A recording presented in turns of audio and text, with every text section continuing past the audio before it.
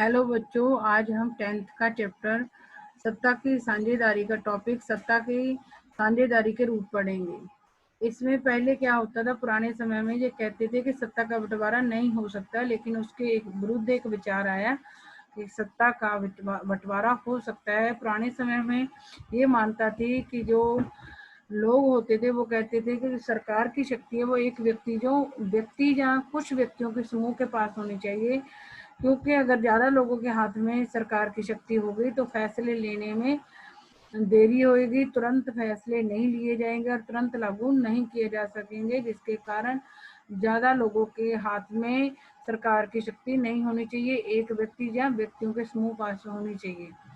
लेकिन ये पुरानी बात है कि लोग कहते थे सत्ता की साझेदारी नहीं होनी चाहिए, एक व्यक्ति को ही देश चलाना चाहिए, देश की सरकार को चलाना चाहिए ताकि जल्दी फैसले लिए जा सकें। लेकिन आजकल हर देश के अंदर डेमोक्रेसी आ चुकी है और डेमोक्रेसी के अनुसार सरकार के कामों में ज्यादा से ज्यादा लोगों की भागीदारी होनी चाहिए। चाहे कोई भी सरकार फैसला लेती है उसके अंदर सरकारों की भागीदारी जरूरी है, यानी कि नागरिकों की सत्ता में हिस्सेदारी जरूरी है। लोकतंत्र के जो का बुनियादी सिद्धांत के अनुसार जो जनता की वो होती है, जनता ही सारी राजनीतिक शक्ति का स्रोत होती है। देश की सरकार की शक्ति का स्रोत क्या होती है? जनता होती है, लोग होते हैं और वो अपने स्वयं शासन संस्थाओं के द्वारा देश की सरकार को चलाते हैं। और सारे जितने भी देश के अंदर समूह हो, कोई भी समूह हो, व्यक्ति हो, उनके विचारों को सम्मान देना चाहिए देशों को, और जो भी नीतियां बनाई जानी चाहिए उसमें सभी लोगों की बातों को शामिल करना चाहिए। पुराने समय में कहते थे सत्ता की साझेदारी नहीं होनी चाहिए, एक व्यक्ति देश को चलाए ताकि जल्दी फैसले लिए जा सके। लेकिन आज के लोकतांत्रिक देशों में सरकार की शक्ति का स्रोत ही लोग हैं, इसलिए कहा जाता है कि सरकार कोई भी जो फैसला लेती है तो लोग, जो देश के लोग होते हैं, उनको विचारों को सुनकर ही फैसला ले। देश के जो लोग होते हैं उनकी बातों को, उनके विचारों को शामिल करे जब वो फैसला लेती है देश की सरकार।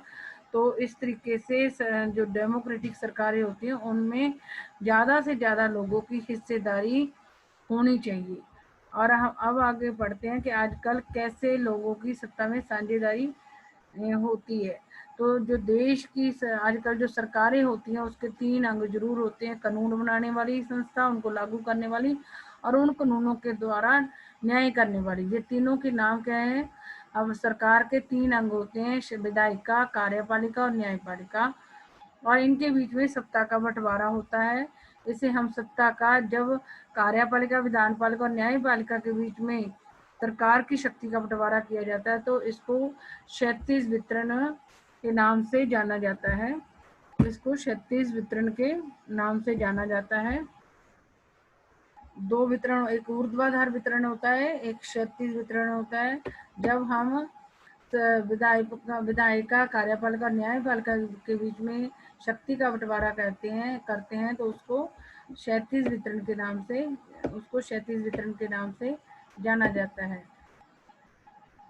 क्योंकि इसमें सरकार के विभिन्न अंग एक ही स्तर पर रहकर अपनी शक्ति का प्रयोग करते हैं। ये तीनों अंग इनको शक्तियां होती हैं अपनी अपनी, और ये अपनी शक्तियों का वो करते हैं, इस्तेमाल करते हैं। कार्यपालिका अपनी शक्तियों का, विधायिका अपनी का और न्यायपालिका अपनी का, अपनी अपनी शक्ति का प्रयोग करते हैं। ऐसे बंटवारे से यह सुनिश्चित हो जाता है कि कोई भी एक अंग सत्ता का असीमित उपयोग नहीं। जब ये तीनों अंग अपनी अपनी शक्ति का इस्तेमाल करते हैं तो इससे क्या हो जाता है, ये सुनिश्चित हो जाता है कि इनमें से कोई भी जो है, जो सरकार का अंग है वो असीमित शक्ति का प्रयोग नहीं कर रहा है, सत्ता की असीमित शक्ति का प्रयोग नहीं कर रहा है। मतलब तीनों अंग की अपनी अपनी शक्तियां और वो अपनी अपनी शक्तियों का प्रयोग करते हैं। इस तरीके से तीनों अंग अपना मतलब सरकार की शक्ति का कोई गलत उपयोग इनमें से नहीं करता। हर अंग दूसरे पर अंकुश होता है।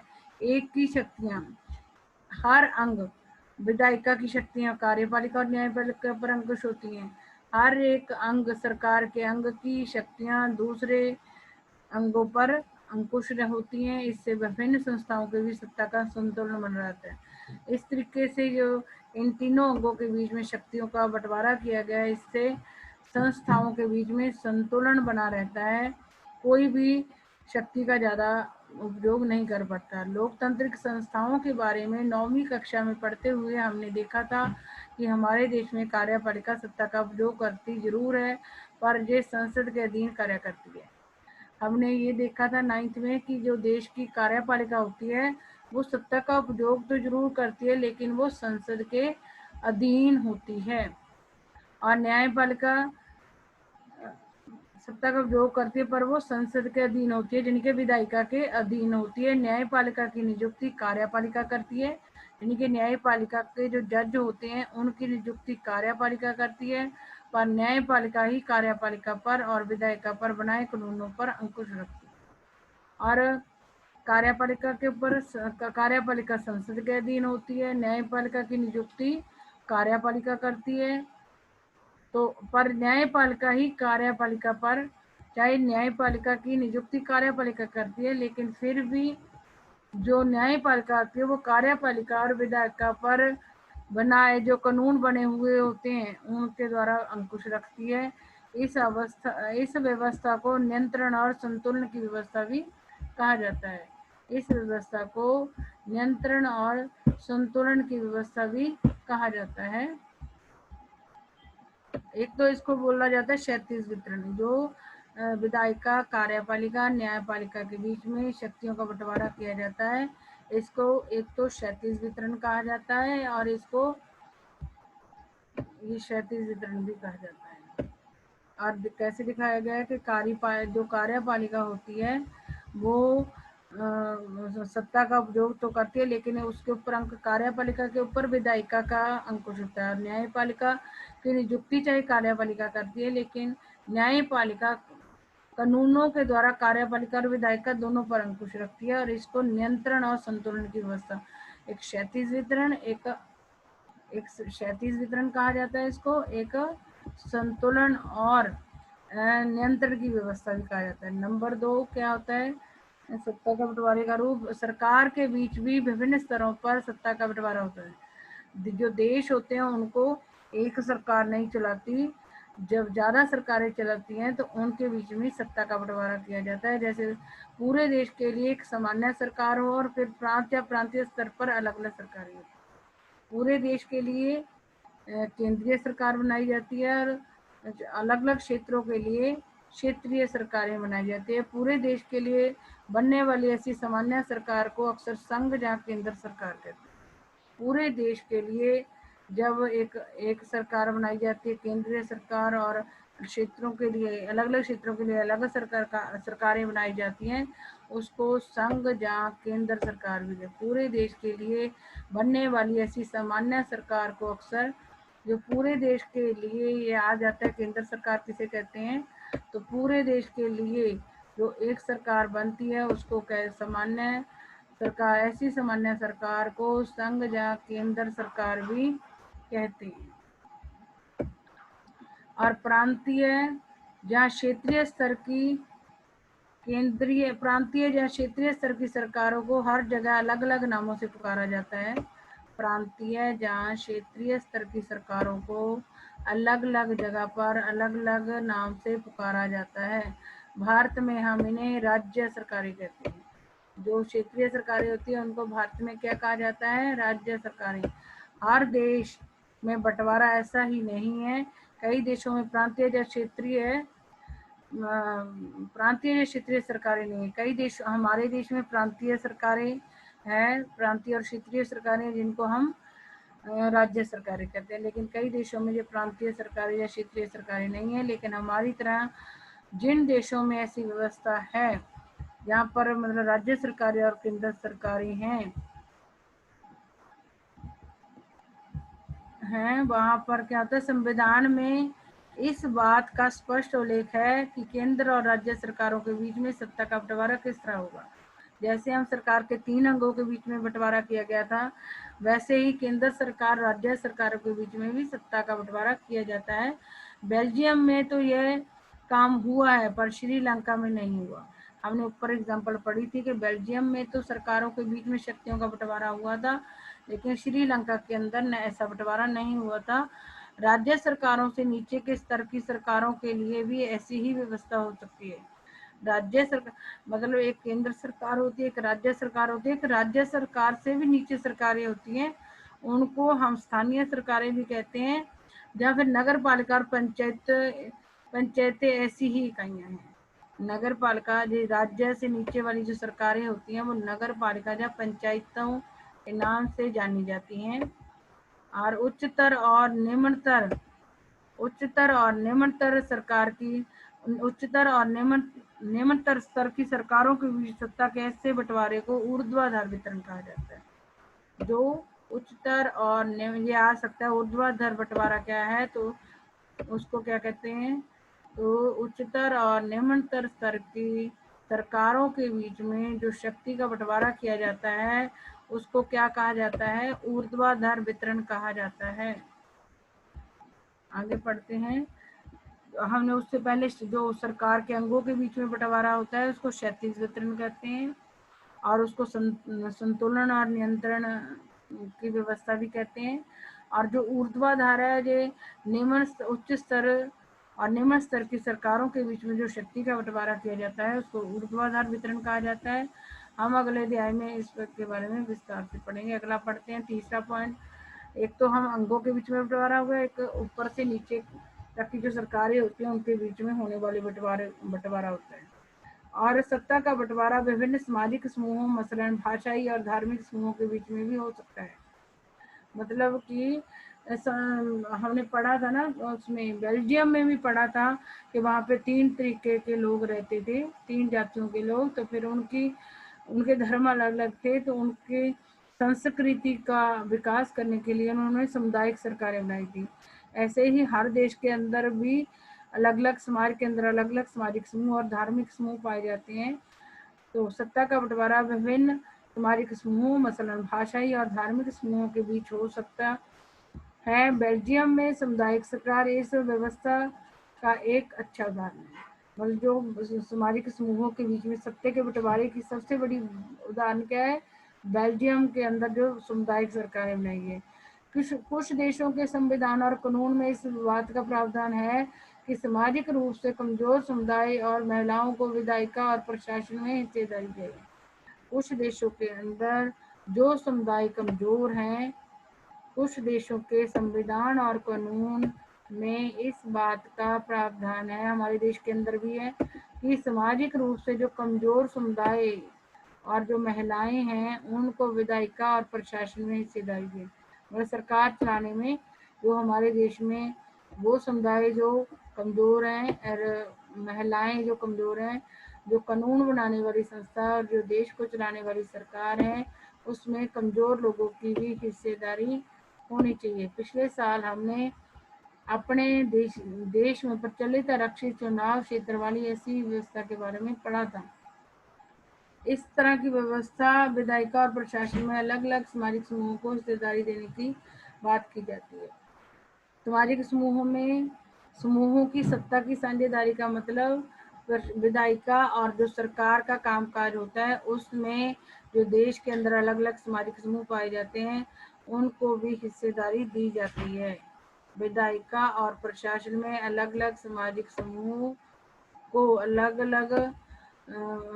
जो अलग अलग सामाजिक समूह होते हैं उनको सरकार और विधायिका के अंदर जो कानून जब बनाए जाते हैं उनको भी हिस्सेदार बनाया जाता है। अलग अलग समूहों को, ज्यादातर उन सामाजिक समूहों को जो कमजोर होते हैं, जैसे कि हमने ऊपर पढ़ा है महिलाएं, और जैसे हम दलित वर्ग उसमें पढ़ा अपने भारत में राष्ट्रवाद में लोग हिस्सेदारी देने के लिए की जाती है ताकि लोग खुद को शासन से अलग ना समझने लगे।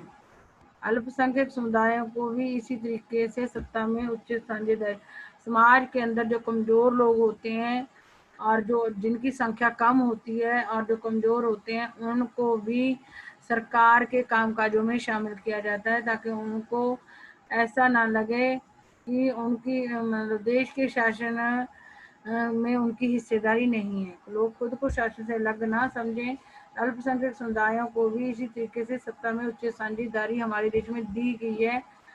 सामाजिक विविधताओं को शासन में भागीदारी देने के अलग अलग तरीकों पर हम इकाई 2 में चर्चा करेंगे। मतलब देश के अंदर जो अल्पसंख्यक होते हैं और जो कमजोर वर्ग होते हैं, उनको ऐसा ना लगे कि उनके देश की सरकार के कामों में कोई भागीदारी नहीं है, इसलिए इनको देश की सरकार और जो विधायिका होती है उसमें शामिल करने की कोशिश की जाती है। सत्ता के बंटवारे मतलब इस तरीके से देश के अंदर जो अलग अलग सामाजिक समूह होते हैं उनमें भी सत्ता के बंटवारा करने की कोशिश की जाती है।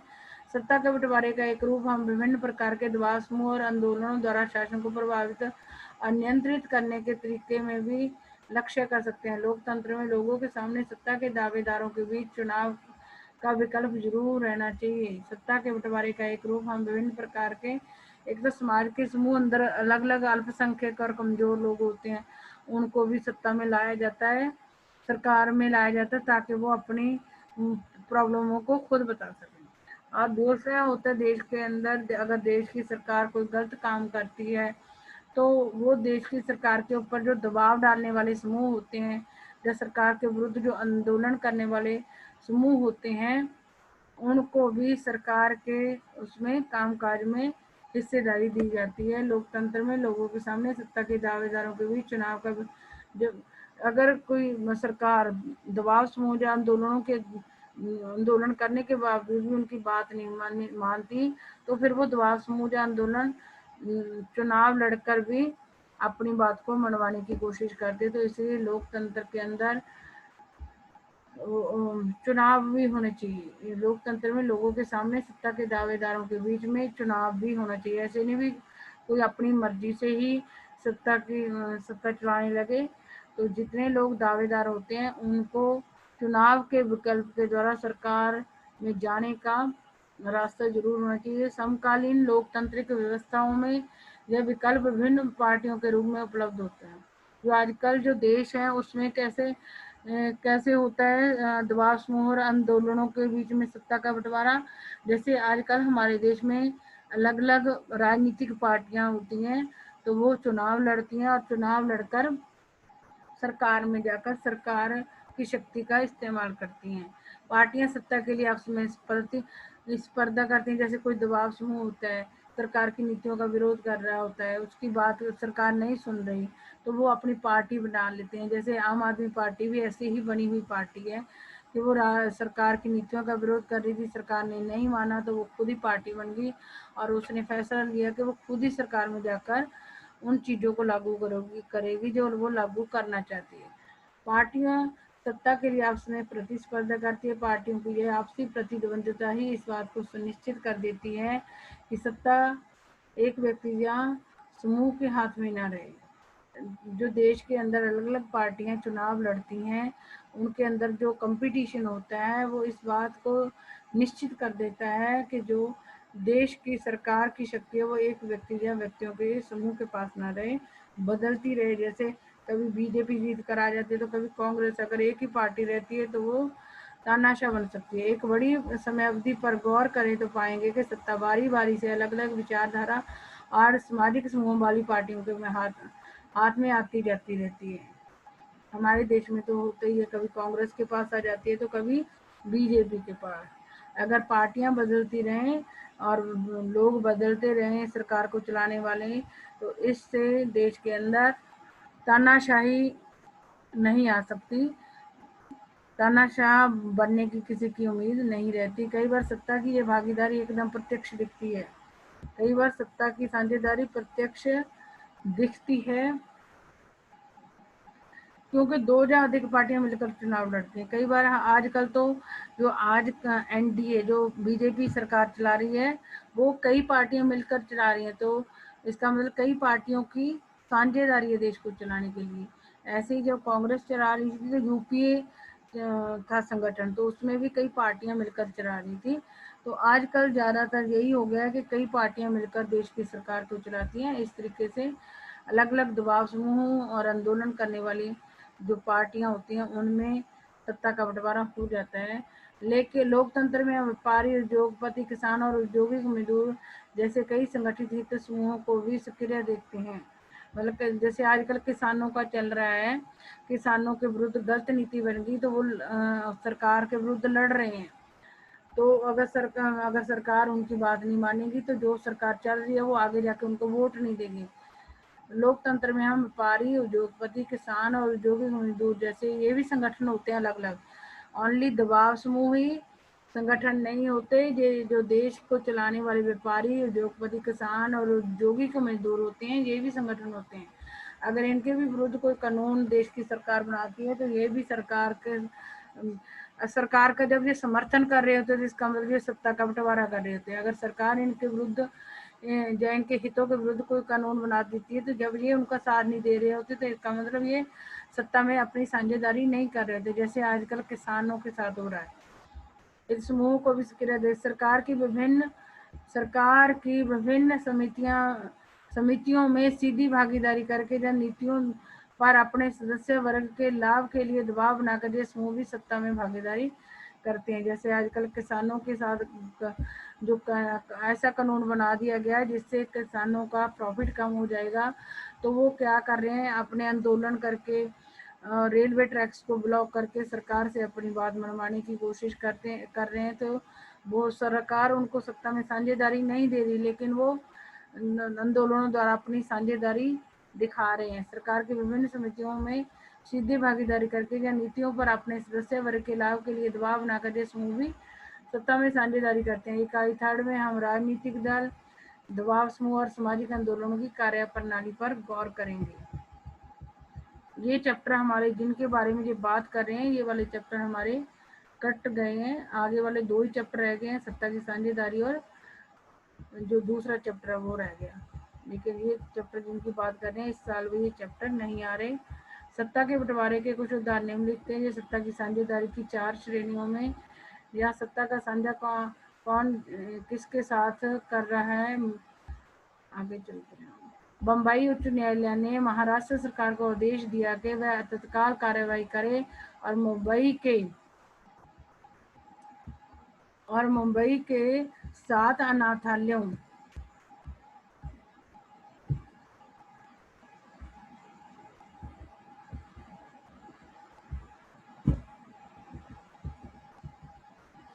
और सत्ता के बंटवारे के कुछ उदाहरण निम्नलिखित हैं। पहले पढ़ते हैं। बम्बई उच्च न्यायालय ने महाराष्ट्र सरकार को आदेश दिया कि वह तत्काल कार्रवाई करे। महाराष्ट्र की सरकार को आदेश दिया कि वो तत्काल कार्रवाई करे और मुंबई के 7 अनाथालयों के 2000 बच्चों के रखरखाव में सुधार करे।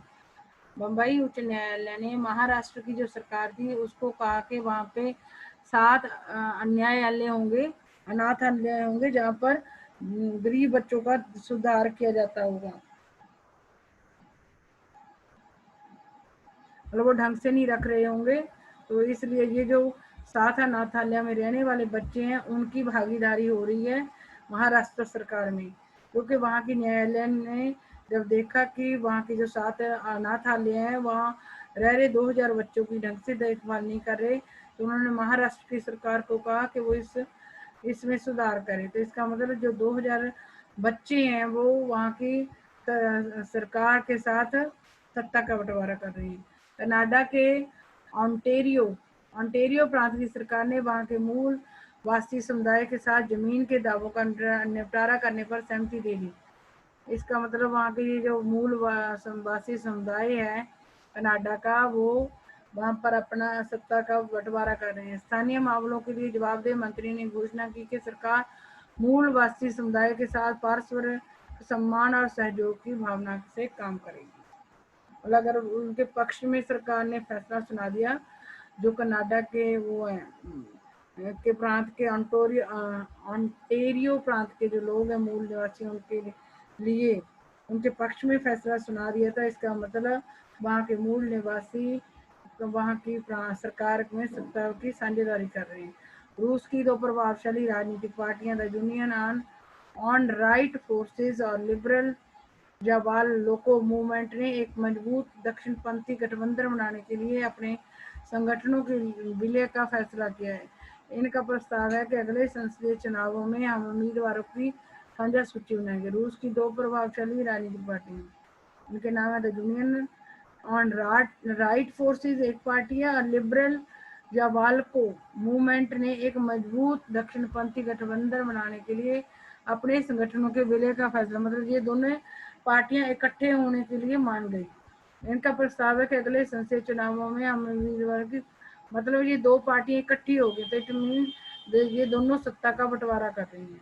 नाइजीरिया के विभिन्न प्रांतों के वित्त, मतलब ये 2 पार्टियां अपना सत्ता का बंटवारा कर रही हैं जब इकट्ठी हो रही है। तो नाइजीरिया के विभिन्न प्रांतों के वित्त मंत्रियों ने एकजुट होकर, अलग अलग प्रांतों के जो वित्त मंत्री थे जो पैसे संबंधी फैसला लेते थे, उन्होंने वो इकट्ठे होकर मांग की कि संघीय सरकार अपनी आमदनी के स्रोतों को घोषित करे।